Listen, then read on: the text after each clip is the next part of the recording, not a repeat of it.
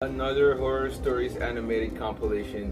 Man, I haven't done one of these in a while. Remember the other one that we did with Safi, or that I did with Safi, and we didn't get to do the second one because things went wrong. But finally, we're back with another. This is the 4 horror stories animated compilation of December 2018, and what you guys can expect is that we will do more of these coming up soon, so be on the lookout for that. And with that said, let's watch this.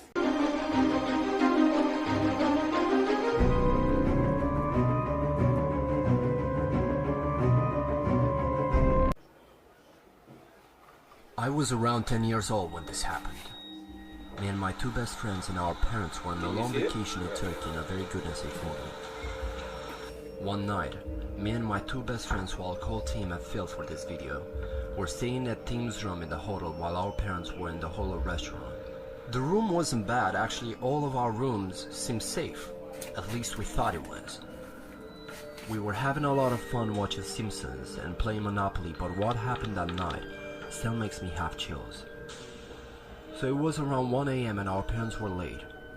Phil looked at them through the window and said, "They're still in that stupid restaurant." "Yeah, they told us they would come back until 11 PM, I answered. Why did your parents leave you at home alone? I don't understand that. Why isn't there a babysitter? "It's probably just room service," Got time for that? Phil said. And that's the problem with parents, you know? Can we not open the door? Not every parent, by the way. I was pretty scared in that situation. I was only 10 and my friends were only 2 and 3 years older than me. So we were all pretty much defenseless children in the room. So basically 10, 12, maybe 13, 14 "Oh, come on, years it's old. just room service." The guy on the other side of the door said, "Hello. Can you please open the door?" When he said that, we were all scared. In a couple of minutes of silence, he said in a louder voice, "Open the goddamn door!" I started crying because I knew he was in room service, because if he was, he would have talked in Turkish. I was in shock, as in that moment I realized that this strange guy is using a fake ID card to open the door. Tim grabbed both of us and we ran to the bathroom and locked the door. Luckily, the guy wasn't fast to get us. He was screaming to open the door. Really clever. I said, That's clever "Look, kids. a phone." Right? Those are clever kids right there. Luckily, Tim's mom left her phone so we could call her if we needed anything. Goodness, thank goodness. So Phil grabbed the phone and called his dad and told him the situation. Can you set up a and they came up to find the guy nowhere. You're not gonna come into the frame. Yeah. They thought we were lying to them until the hotel manager showed them the footage. We found out that the man was stalking us and a couple other children. In a couple of days, police had finally caught him. He was a serial rapist and a pedophile. Oh boy. We were just lucky he wasn't fast to get us. What I find so I will ridiculous, never forget that night, as what that I was the find so worst day of my ridiculous life. is that parents and security guards, for example, never believe the kids. And that's one of the biggest mistakes. Always believe your kids, okay? Always make sure. When I was 15, my mother went out shopping and left me in charge of the house. It was starting to get dark and I realized my little brother was nowhere to be found. I asked my sister if she knew where he was, and she said he had gone to the park around the corner to kick his soccer ball around. I told her to watch the house while I was gone and ran off to the direction of the park. When I got there, I was surprised to find the park completely empty. I called out my brother's name, but there was no answer. I started to get worried, and all of a sudden I heard a faint muffled noise. Why is your brother alone and why is your sister alone? I turned just in time to see a tall figure disappearing behind a large fence.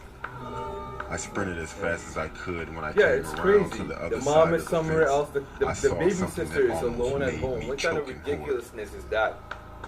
And My now little somebody's brother was bringing being away the dragged down boy. the alleyway by a tall man. I flew into a rage and tears of anger streamed down my face. I ran at him and he must have heard me coming, because he turned around to face me and he dropped my younger brother. The tall man tried to grab me, but I was running at him so fast that when I slammed into him, nice work, attaboy, attaboy. And tried to get You back kick his up, ass. I just started stomping. Get your brother out of there, though. Without stopping to ask questions, I picked my brother up and ran as fast as I could back to our house. By this time, it was pitch black outside and my mother was home. She was frantic with worry, and when she saw the look on our face, she realized that something bad had happened. As I explained, my brother and I started crying, and my mom gave us both the biggest hug ever. Where's your baby sis? Eventually, the police were called, but this guy was never found. Of course, at that time you would have already escaped. Oh man. This story takes place when I was a junior high school student. I don't know how parents one morning make these during kind summer of mistakes vacation, have their kids after my playing father went to alone work, at night at some my mother park and I without any decided to visit supervision. my maternal grandmother, who lived in a rural area. Look, I know she's Since maybe my a grandmother's standard mother, house but was come on. located in the countryside, getting there required making a left turn, then driving for 5 minutes through a narrow, one-car wide, unpaved road. Oh man! But then again, there are some black people that make on the black parents that make those kind of mistakes. I've seen those arrived, black parents before, I greeted man. my It's grandmother, crazy. then went into my youngest uncle's room. I used to like visiting my grandmother's house because my uncle was a huge gaming fan, and his computer was much better than mine at home.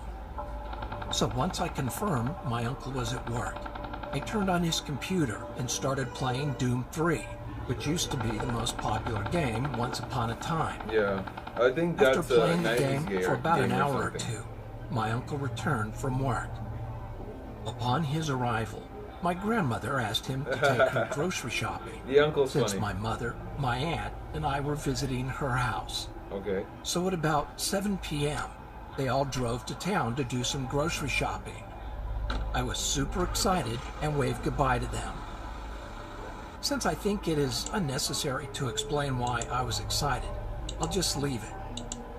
After enjoying about 90 minutes of free time, my uncle called. He said he was about to turn left on the road, but one of the front wheels was punctured, and asked me to bring him a new tire which was in the storage shed. As I said before, after making that left turn, it took about 5 minutes to drive through a narrow, unpaved single-lane road to see my grandmother's house, but it took about 20 to 30 minutes on foot. Oh, he drove now over that there? I think about it was he quite went scary to on walk foot. on that road, especially at night. It had no street lights So you and was went to his surrounded grandma's by house, rice okay. fields and forest. It was almost 9 p.m., and that area got quite dark at about 8 because it was in the Guys, country. I apologize for the noise So to be honest, again, I but was really there's a scared. whole, But you not know, wanting anyone to president know I thing was a going coward, on. I Never decided to mind, go. just it's crazy. I grabbed the tire, left the house, and started walking along the unpaved road. I could see my uncle shining his car's headlights toward me. That said, he was still quite far away from me, and the headlights looked like 2 big yellow dots. I was a bit relieved knowing my uncle and family were on the other end of this road, but the night was dark, which deepened my fear. You know, when you walk in the darkness, your eyes adjust, and you start to see unclear shapes. Yeah, I felt like exactly. I could see someone standing in the rice field, and someone sitting down, resting his chin on his hands, Honestly, and looking sometimes- at me through the bushes. Sometimes it's just a tree I broke or out in an a animal cold and sweat it looks like and held my legs figure to or keep them something, from you know? shaking. It felt scarier than being alone on a pitch dark night, and because of the fear and the delusion I had created, I remember feeling really dizzy. Reaper. After walking for about Reaper. 20 minutes, I looked towards my uncle's car and realized I was nearly there. Feeling happier, I rolled the tire faster. I rushed to hand over the tire to him as soon as possible, but saw something in front of me. I wasn't sure what it was because it was still a bit away from me, but it was something dark. Suddenly, I felt strange and slowed down. Since I wanted to determine what it was while still having some distance, I strained my head and neck trying to look carefully, but it was too dark. Although I was scared, I started to walk again, thinking, nothing is going to happen because I have my uncle and family about 300 meters away. But when I got closer to it, I stopped because it became clearly visible. It was an old woman squatting with her mouth open, looking at the rice fields. I could only see the side of her face, but my whole body shivered because her blank facial expression with her mouth open was now clearly visible in the darkness. Without realizing it, I walked really close to the old woman. For reasons I don't understand, walking by without saying anything seemed even scarier, so I started talking to her. With a frightened voice I asked, "Excuse me, what are you doing here at night?" But she did not respond and kept looking at the rice field. On the verge of crying, I shouted, "Excuse me!" She then looked at me, and I felt my heart tightening. Even though it was dark, I could clearly see she had permed white hair, and I could only see the white parts of her eyes. The scariest thing were the huge wrinkles and stains covering her face and her wide open mouth. I felt strange, like I was going crazy while looking at her.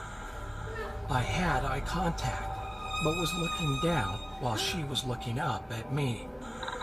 After a few moments of eye contact, she turned Get out of there, kid. Run right now. Oh my gosh. Don't just stand there, run. I know you're frozen in fear, but man, you gotta she push only through. had a torso and head which was supported from the ground with 2 arms. A flood of thoughts crossed my mind, but I remember thinking, there is Satan right in front of me. Exactly. I felt like she was going to run into me with her 2 arms if I didn't move, so I grabbed the tire in my arms and sprinted with my eyes closed tightly. Without remembering how long I'd been running, I suddenly felt relieved. It was the next morning, and I was in my grandmother's room. When I asked my mother what happened, she said she was waiting for me in the car and saw me sprinting with my head down, holding the tire in my arms, and suddenly fell off the road, causing my family to come out of the car shocked. After listening to my mother, I told her and my other family members what I went through.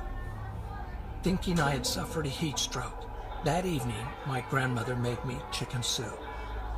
My uncle told me to stop playing horror games and wouldn't let me play Doom 3 anymore. Yeah.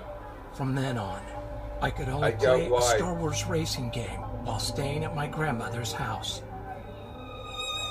I still believe it was not a ghost that I saw that day. It was just an illusion caused by my mental weakness. I don't think so, man.